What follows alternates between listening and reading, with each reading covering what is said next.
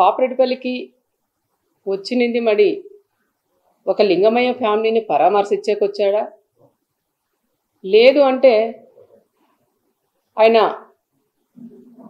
Election క్యాన్వాస్కి వచ్చినాడా, లేదంటే ప్రచార రథాలకు వచ్చినాడా, ప్రచార రథంకి వచ్చినాడా, లేదంటే మరి జైలు పలికించుకుంటూ జగన్ సీఎం జగన్ అనుకుంటా చెప్పించుకోవడానికి వచ్చినాడు కూడా అర్థం కాని పరిస్థితి. ఒక లింగమయ్య ఫ్యామిలీలో లింగమయ్య చనిపోతే కనీసం ఆ ఫ్యామిలీని పరామర్శించకపోయినప్పుడు ఎంత డిగ్నిఫైడ్గా ఎంత ప్రశాంతంగా వెళ్ళాలనేది కూడా తెలియని వ్యక్తి ఒక పులివెందుల ఎమ్మెల్యే అని కూడా మనం చెప్పొచ్చు. ఈరోజు ఆ ఫ్యామిలీలో కనీసంగా దినం కూడా కాల, ఈరోజు వాళ్ళ ఇంటి దగ్గరికి వెళ్ళినప్పుడు జైలు పలుక్కుంటూ సెల్ఫీలు తీసుకుంటూ ఆ కుటుంబాన్ని పరామర్శించేది అది ఎంతవరకు ఒక్కసారి అందరూ కూడా ఆలోచన చేయాలి. ఆయన ఇక్కడ ఏదో జనాలు లేక దాదాపు 8 నెలల నుంచి బయటకు కూడా వెళ్ళలేనట్లున్నాడు. ఈరోజు ఈ ప్రాంతానికి వచ్చి గ్రామాల్లో పరామర్శించి కాకుండా గ్రామాల్లో చిచ్చులు పెట్టి రెచ్చగొట్టేలాగా ఈరోజు ఆయన మాట్లాడడం కూడా అది కరెక్ట్ అయిన పద్ధతి కాదని కూడా నేను చెప్తాను. ఒక మాజీ సీఎం ఇప్పుడు ప్రజెంట్ ఎమ్మెల్యే ఆయన మాట్లాడే మాటలండి అవి కనీసం ఒక్కటన్నా ఆయన నోటి నుంచి నిజాలు వచ్చాయా? ఇక్కడ చెప్తా ఉంటారు మాజీ ఎమ్మెల్యేలు అందరూ, వాళ్ళు చెప్పిన మాట ప్రకారం దీంట్లో ఎంత నిజం ఉంది, ఎన్ని అబద్ధాలు ఉన్నాయని ఒక్కసారి నువ్వు తెలుసుకోకుండా, నీకు ఇంటెలిజెన్స్ ఉంటుంది, తెలుసుకోకుండా నీ ఇష్టానుసారం నువ్వు వచ్చి ఇక్కడ పల్లెల్లో రెచ్చగొట్టి మాట్లాడడం అది ఎంతవరకు ఇదని కూడా నేను చెప్తున్నాను. కనీసం ఆయన మాట్లాడిన మాటల్లో గొడవలు పడినారు చిన్న అంటే నా రామగిరి మండలంలో ఈ ప్రాంతంలో ఫస్ట్ ఈ విధంగా జరిగింది, ఇలా జరగకూడదని కోరుకునేదాన్ని నేను. ఆ కుటుంబంలో లింగమయ్య చనిపోయినప్పుడు కూడా మేమంతా కూడా బాధపడినాం. ఇక్కడంతా జరిగాయి. పాపిరెడ్డిపల్లి ఇంతవరకు చిన్న గొడవ కూడా లేదు, ప్రశాంతంగా ఉండే గ్రామం పాపిరెడ్డిపల్లి గ్రామం. ఆ గ్రామంలో ఈ విధంగా రెండు ఫ్యామిలీల మధ్య గొడవల వల్ల ఈ విధంగా జరగడం, ఆయన చనిపోవడం, దీన్ని ఒక ఫ్యాక్షన్ మర్డర్గా సృష్టించి ఈ ప్రకాష్ రెడ్డి అనే వ్యక్తి ఒక ఫ్యాక్షన్ మర్డర్గా సృష్టించి ఆయనకు వచ్చే శక్తి లేక ఆయన్ని పులివెందుల ఎమ్మెల్యేని పిలిపించుకొని ఇట్లన్నీ స్లిప్పులు దాదాపు ఒక 10 పేపర్లు రాసిచ్చి ఎన్ని అబద్ధాలండి, కనీసం దాంట్లో ఒక్కటన్నా నిజం లేకోకుండా 10 అబద్ధాలు కూడా మాట్లాడిస్తూ అవన్నీ చూసుకుంటూ చదువుతున్నాడు ఆయన. మళ్ళీ అబద్ధాలు ఎక్కడ ఇంకా ఎక్కువ చెప్తానేమో అని వాళ్ళు ఎక్కడ చిన్న దాని మీద కట్టెలతో కొట్టుకొని ఏదో అది అయింది, దాన్ని తీసుకొని గొడ్డలు అంటాడు, మచ్చకత్తెలు అంటాడు, ఇంకా వేరేటివన్నీ కూడా చెప్తారు. అలాంటివన్నీ వాడేది కూడా పులివెందుల్లో. మీరు బాత్రూంలో చంపేదానికి సరిపోతాయి కానీ మాలాంటి ప్రాంతాల్లో అలాంటివి ఉండవయ్యా అని నేను జగన్కి కూడా నేను చెప్తున్నాను.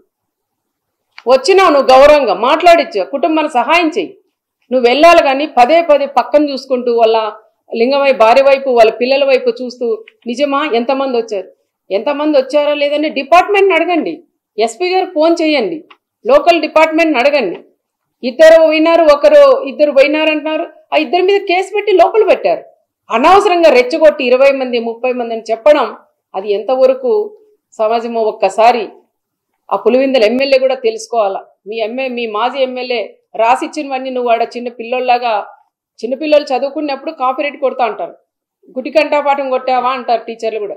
ఆ విధంగా నువ్వు గుడ్డి గంటాపాఠం కొట్టి ఇక్కడ అన్నీ కూడా నువ్వు 10 అబద్ధాలు కూడా మాట్లాడడం అది కరెక్ట్ కాదు అని చెప్తున్నావు. దీంట్లో మళ్ళీ ఒక ఎస్ఐని టార్గెట్ చేసి మాట్లాడతారు, పోలీసుని టార్గెట్ చేస్తారు. అయ్యా పులివెందుల ఎమ్మెల్యేగా నీకు చెప్తున్నాం, మా నాయకుడు చంద్రబాబు నాయుడు గారు ఆ రోజు ప్రతిపక్షంలో ఉన్నప్పుడు బయటికి వేయాలన్న పోలీసుని పెట్టి అడ్డం పెట్టి మమ్మల్ని బయటికి రానిలేదు. మా నాయకునితో పాటు మాలాంటి వాళ్ళు కూడా మేము ధర్నాకు చేసినా, ఒక మెమరాండం ఇచ్చేదానికి పోయినా, ఎవరైనా చనిపోతే వాళ్ళు పరామర్శించే పోయినా, ఒక ఫంక్షన్ పోయినా కూడా మీ తోపుని అడగండి ఎన్ని ఇబ్బందులు పెట్టినారని. ప్రతి అడగన పోలీసుని ఇబ్బంది పెట్టి చెక్ పోస్టులు పెట్టి కనీసం బయటకు అడగబెట్టుకోకుండా చేసినది మీ ప్రభుత్వం కదా, నీ వైఎస్ఆర్ ప్రభుత్వం. నువ్వు సీఎంగా ఉన్నప్పుడు ఇలాంటివన్నీ చేసి ఈరోజు దుర్మార్గంగా మా నాయకుడు చంద్రబాబు నాయుడు గారి గురించి మా గురించి మాట్లాడే స్థాయి కూడా నీకు లేదని నేను జగన్ రెడ్డికి కూడా నేను చెప్తున్నా, ఏదో వచ్చినావు పరామర్శించు, వాళ్ళకి ఏందన్నా సహాయం చేసి వెళ్ళంతే కానీ నువ్వు గ్రామాల్లోకి వచ్చి చిచ్చులు పెట్టడం అది సరికాదని కూడా చెప్తున్నా. సొంతం నీ చిన్నాయనని చంపితే అన్నా మా నాన్నని చంపారు న్యాయం చేయమంటే కూడా నువ్వు చేయలేని వ్యక్తి ఈరోజు నా మండలాల్లోకి వచ్చి నువ్వు న్యాయం చేస్తావంటే ప్రజలు ఏ విధంగా నమ్ముతారని ఒక్కసారి నువ్వు కూడా ఆలోచన చేయాలనుకుని నేను చెప్తున్నా. నువ్వు ఇక్కడ వచ్చి సెల్ఫీలకి జైలు పలికించుకునేదానికి ఇక్కడ వచ్చినావు అనేది కూడా క్లారిటీ ప్రజలందరికీ కూడా వచ్చింది. ఇంకో విషయానికి వస్తే కొంతమంది మాజీలందరూ వచ్చినారు, ఏం పని పడలేదు, ఈరోజు వాళ్ళు జగన్ వస్తున్నారని సంకలు ఉద్దుకొని వచ్చినారు, జనాలను దోలినారు. మేము వద్దనలేదు, మేము 3 రోజుల నుంచి పోలీస్ డిపార్ట్మెంట్ కూడా చాలా ఇబ్బంది అవస్థ పడుతుంది, ఎక్కడ గొడవలు లేకోకుండా ఆయన తీసుకొచ్చి పంపించాలనే దాని మీద ఉన్నారు. కానీ అలాంటి పోలీసును కూడా ఈరోజు మీ ప్రభుత్వం మాకు అట్లా మేము వాడుకోలేదు. మా నాయకుడు చంద్రబాబు నాయుడు గారు కూడా ఎప్పుడైనా పోలీస్కి మంచి గౌరవం ఇస్తారు. ఈరోజు నువ్వు డ్రెస్ చొక్కా చూపించేయమంటావయ్యా, నేను మళ్ళీ సీఎం అయితే ఖబర్దార్ మళ్ళీ మిమ్మల్ని అందరినీ ఎక్కడ పెడతాను తొక్కతానంటావా? మరి పోలీసులు కూడా ఇప్పుడు కూడా స్పందించాలి. మీరు మా జిల్లా ఎస్పీ గారు రత్నమ్మ గారు కూడా స్పందించాలి. ఆ రోజు ఎప్పుడైతే మన పోలీసుల మీద కూడా ఇబ్బంది పెట్టి అమ్మల్ని అక్కల్ని తిట్టారో ఆ రోజే మీరు గట్టిగా ప్రెస్ మీట్ ఇచ్చి వాళ్ళ మీద చర్యలు తీసుకుంటే కూడా అది ఇంతవరకు కూడా వచ్చేది కాదు. అప్పుడు ఒక ఎస్ఐని పట్టుకొని నువ్వేందయ్యా ఒక బ్రోకర్ అంటావు, రకరకాలుగా కూడా ఒక ఎస్ఐని మాట్లాడతావు. నీ స్థాయి ఎక్కడా? కనీసం పైన వాళ్ళు ఏది చెప్తే చేసేవాళ్ళు. ఒక ఎస్ఐని పెట్టుకొని వాళ్ళు ఎన్ని కష్టాలు పడి ఆ ఉద్యోగాలు తెచ్చుకుంటారు. అలాంటి కుటుంబాల మీద మీరు ఈ రకంగా ఇంత దారుణంగా ఒక సుధాకర్ ఒక బీసీ కులస్తుడైనా వాళ్ళ మీద ఇంత దుర్మార్గంగా మీ మాజీ ఎమ్మెల్యే మాట్లాడినవన్నీ చెప్పించినవన్నీ నువ్వు మాట్లాడితే అది ఎంతవరకు నీ విజ్ఞతకి వదిలేస్తానని కూడా చెప్తున్నాం.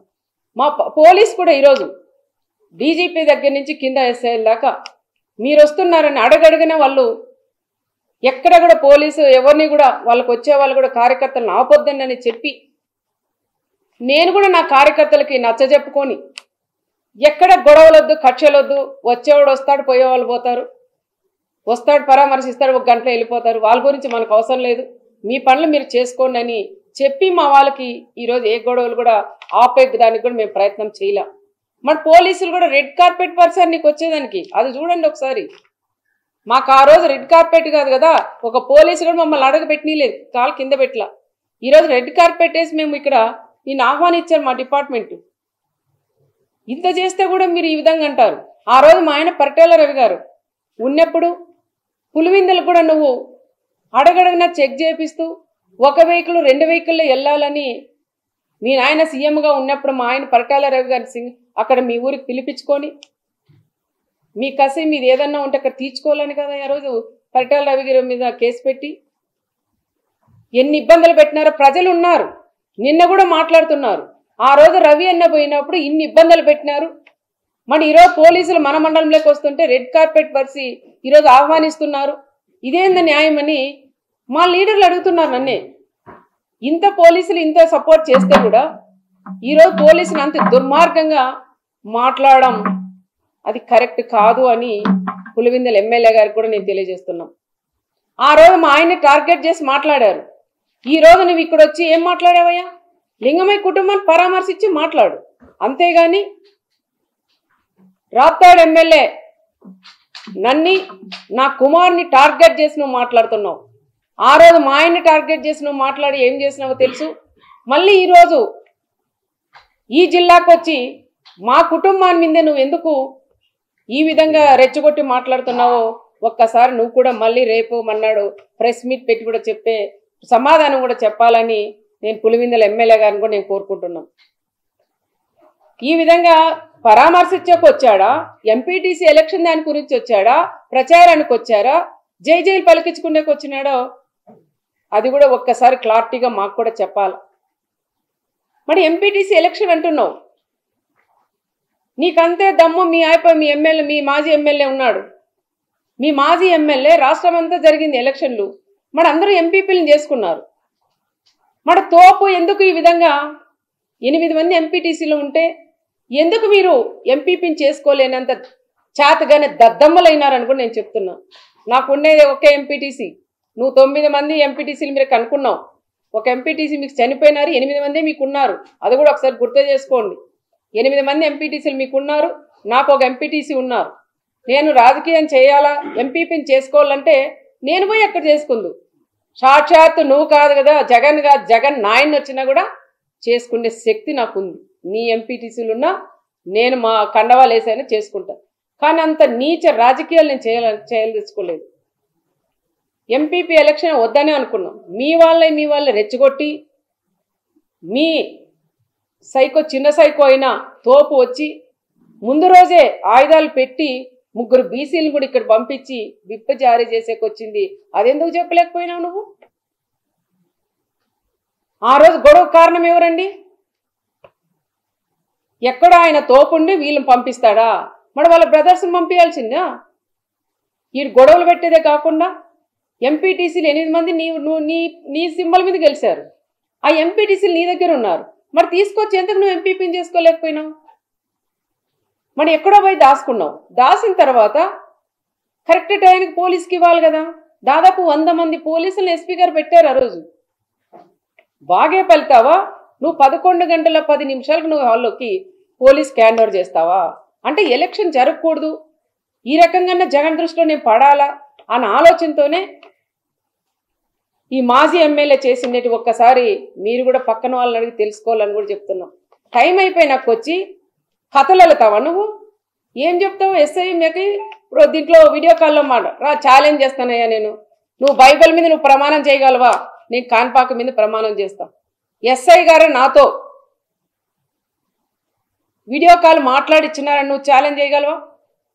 చెప్పనివన్నీ నువ్వు కూడా ఒక మాజీ సీఎం ఆ విధంగా అంత దారుణంగా అంత దుర్మార్గంగా మాట్లాడడం కూడా అది కరెక్ట్ కాదు అని నేను జగన్ రెడ్డిని కూడా నేను చెప్తున్నా. ఒక చిన్న ఉద్యోగం పట్టుకొని ఇంత దారుణంగా నువ్వు మాట్లాడడం, వీడియో కాల్లో మాట్లాడించుకొని నేను ఎంపీపీని చేసుకునేంత అంత దిగజారే కుటుంబం, పరిటాల కుటుంబం కాదని కూడా నేను చెప్తున్నా. అనవసరంగా పదే పదే చేతగాని మాజీ ఎమ్మెల్యే చెప్పిన మాటలు నువ్వు కూడా విని నువ్వు కూడా పేపర్లు తీసుకొని చదవడం అది కరెక్ట్ కాదు. ఇక్కడ ఏం జరిగిందనేది ఒక్కసారి తెలుసుకోవాలని కూడా చెప్తున్నాం. మరి రెండో రోజు ఏమైందయ్యా మీకు? రెండో రోజున రావచ్చు కదా. ఎక్కడో అక్కడెక్కడో సముద్రంతో తీసుకుపోయాడంట. అక్కడ తీసుకొని పోయి మేము 10:30, 11 అయితేనే లేదు నేను ఎలక్షన్ బాయ్కాట్ చేశాను అని. నీ చేతగాని తనం కదా అది. ఒక మహిళ 4 సార్లు 3 సార్లు ఓడిపోయినాడు ఆయన. ఆ చేతగాని దద్దమ్మ ఈరోజు ఎంపీటీసీ ఎలక్షన్లో సునీతమ్మ అడ్డుకుంటుందంటావు. ఒక ఆడ మనిషి చేతల్లో నువ్వు అడ్డుకుంటున్నారంటే నీ పక్కన కూర్చుండే నీ మాజీ ఎమ్మెల్యేలు కూడా నవ్వే పరిస్థితి కూడా ఏర్పడుతుంది. చేతగాని మాజీ ఎమ్మెల్యేలు కూడా ఈరోజు ఎంపీటీసీలను తీసుకొని పోయి వాళ్ళు ప్రమాణ స్వీకారం చేయించుకున్నారు. నువ్వేదో తోపు అని చెప్పుకుంటావు, ఇక్కడ చూస్తే తోపు లేదు, జీరో అయిపోయినావు. నువ్వు మాట్లాడతావా మా గురించి?